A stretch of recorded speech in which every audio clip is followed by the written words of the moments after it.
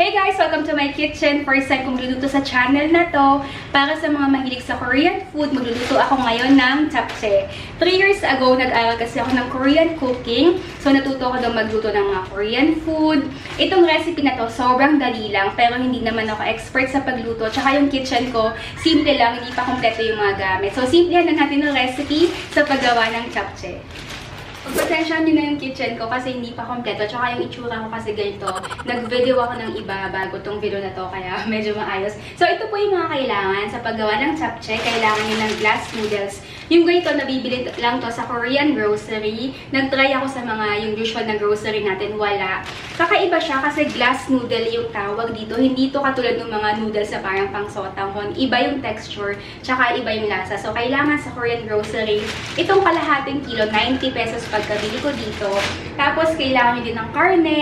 Yung sa school namin talaga, beef yung ginamit. Pero kahit na chicken breast, pwede din. Masarap din naman. Tapos, kailangan ng bell pepper, carrots, garlic, onion, itlog. Kailangan nyo ng shiitake mushroom. Ito, nabili ko lang to sa grocery natin. Ang halaga nito ay 900 pesos per kilo. Pero kasi magaan lang naman to. So, ito, 0.042, 39 pesos. So, mura pa din naman. Black pepper, sesame seeds, soy sauce, ng mantika. Sesame oil, pinaka-importante kasi ito nakakapagpadagdag ng lasa sa mga vegetables. Kailangan nyo din ng sugar at saka ng salt.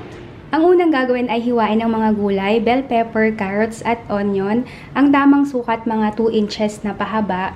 Mas maganda kung manipis lang para hindi mahirap nguyain at lunukin. Ito namang manok, chicken breast na part yung pinili ko. Kailangan din tong hiwain ng pahaba, katulad ng mga gulay.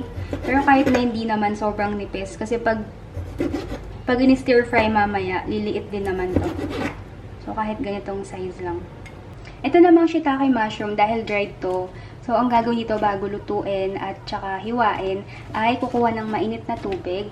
So, bubuhusan lang siya ng hot water tapos ibababad for a few minutes until tumaba na ulit. Kapag tumaba na ulit, pipigain tapos saka hihiwain. Habang pine-prepare yung iba pang ingredients, mag-init muna ng tubig kasi ito, matagal kumulo, diba? Tapos minsan hindi nag-aapod yung ingredients tsaka yung noodles. So, dapat sabay din ginagawa. So, bago kumulo, lagyan ng oil, tapos asin. Huwag naman sobrang daming asin kasi yung marinade mamaya para sa chicken tsaka sa mushroom, maalat na yun. Ito na yung mushroom, nababad na ng mga 10 minutes. So, lumambot na, tapos tumaba na ulit. Ngayon, bago naman to hiwain, kasi syempre nag-absorb ng water. So, kailangan pigain. Itong technique na to, hindi naman to nakakadiri. Kasi ito mismo yung tinuro sa akin ng Korean teacher ko dun sa Korean cooking class. Kapag napiga na yung mushroom, hihiwain naman ng thin strips na katulad din ng mga gulay.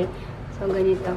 Ngayon natapos na ang hiwain itong chicken at saka yung shiitake mushroom, kailangan naman itong i-marinate. So, kailangan sugar, tapos sesame oil, toyo, black pepper, at saka minced garlic. Ito yung minced garlic sa gilid. So, ito wala akong specific na pag-measurement kasi wala akong measuring spoon. So, tansya-tansya lang. Ang pinakamadami lang na kailangan ilagay yung toyo. So, maglagay siguro ka ng mga 5 kutsara. Pagkatapos ng toyo, ang lalagay naman ngayon, garlic. So, dito yung garlic at saka yung sugar, same lang ng amount. So, kung ilan yung sugar, ganun din yung garlic at saka yung sesame oil. So, garlic, tapos 1 kutsara ng sesame oil. Itong sesame oil, nakakadagdag to ng lasa kapag minarinade. At 1 kutsara ng asukal. And a pinch of black pepper. Ilalagay na sa chicken at saka sa shiitake mushroom. Tig kalahati lang.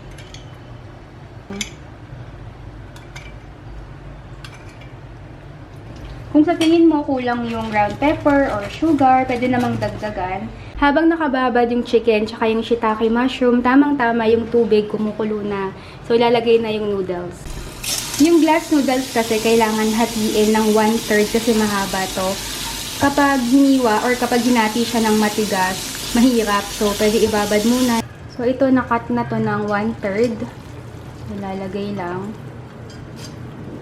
Habang pinapakuluan yung noodles, mag-start na ngayon mag-stir fry. So, fry pan, tapos unahin yung carrots, bell pepper, tapos yung onion.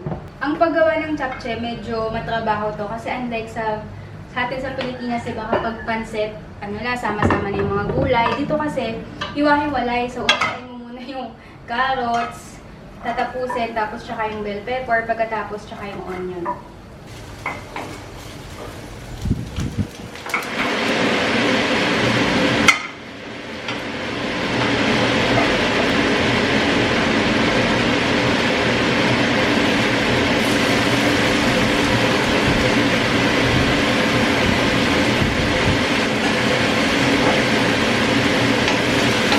So, tapos ko lang stir-fry yung carrots, bell pepper, at saka yung onion. Ngayon naman, itong shiitake mushroom at saka yung chicken. Unahin yung shiitake mushroom kasi yung chicken, pagkatapos madumi na yung kawali.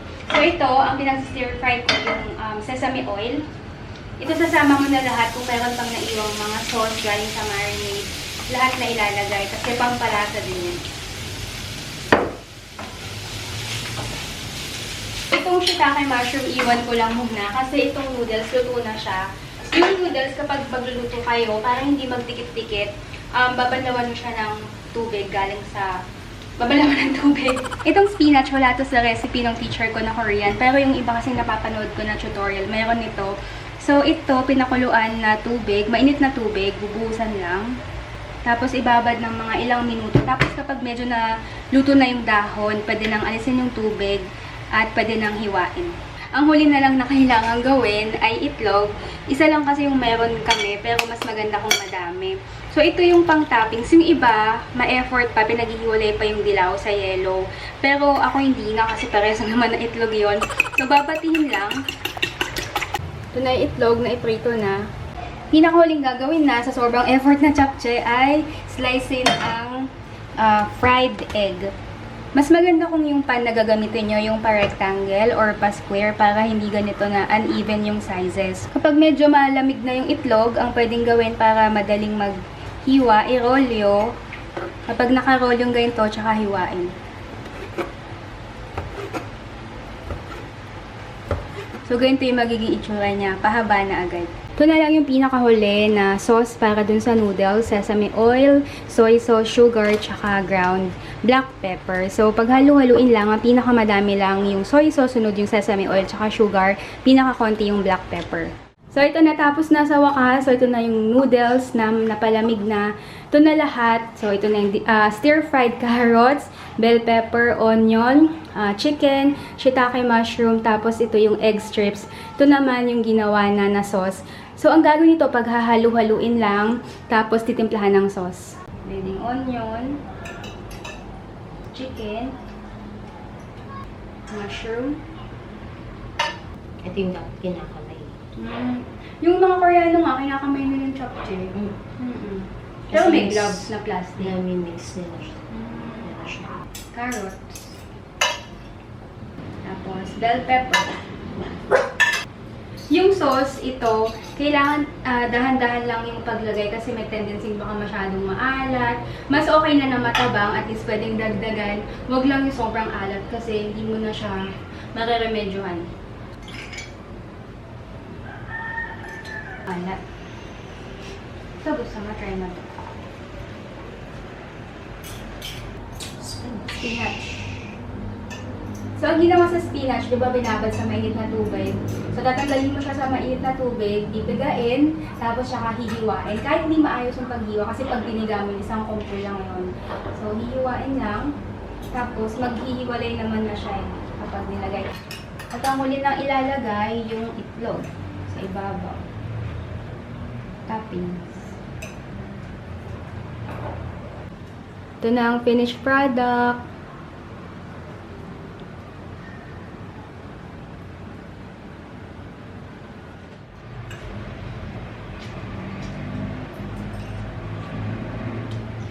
Tama lang sa'yo yung sauce? Oo. Sa akin medyo naratabangan ako.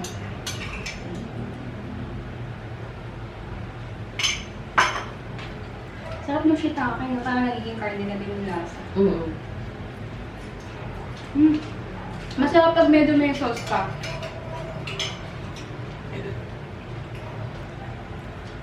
Sarap min?